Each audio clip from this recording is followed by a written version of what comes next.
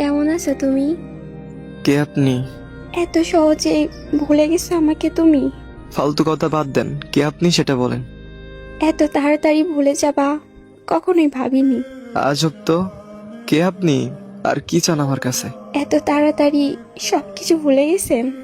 আচ্ছা, কি আপনি পরিচয় দিবেন নাকি ফ্যালিস্ট তাইকা ডিলিট করে দিব, কোনটা? এক সময় একটু কথা বলার জন্য কতই পাগলামি করতেন, আর এখন ফ্রেন্ড লিস্ট থেকে ডিলিট করে দেওয়ার জন্য পাগল হয়ে গেছেন। সরি, আপনার কোথাও ভুল হচ্ছে। আমাকে চিনতে পারো নাই? আমি তোমার পায়েল। কোন পায়েল? এক সময় তোমার জান ছিলাম, ওই পায়েল আমি। সে তো অনেক আগেই মরে গেছে আমার কাছে। এত তাড়াতাড়ি মাটি দিয়ে দিলে আমাকে। সেও আমাকে জিন্দা লাশ বানিয়ে গেছিল। পরিস্থিতির কারণে এরকম হয়েছিল, আর অন্য কিছুই না।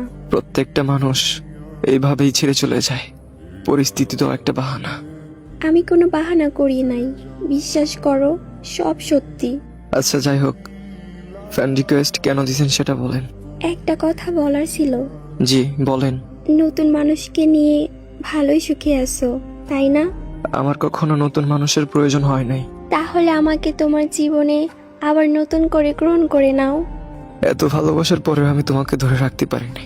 তুমি অন্য কাউকে পেয়ে ঠিকই আমাকে ছেড়ে চলে গেছিলা। আজকে তোমাকে আমি মাফ করে আমার লাইফে আবার আনি, ঠিকই তুমি অন্য কাউকে পেয়ে আবার আমাকে ছেড়ে চলে যাবা। তোমার মতো বেঈমানের জায়গা নাই আমার লাইফে। একটু ভেবেচিন্তে কথা বলো।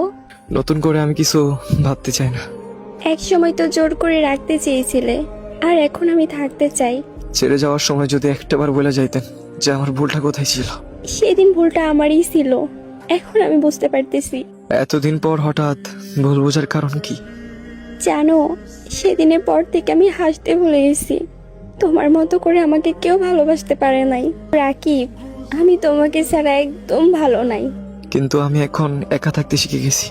আমি তোমার জীবনে আবার ফিরে আসতে চাই। নো, নেভার, কখনোই সম্ভব না এটা। আল্লাহ হাফিজ।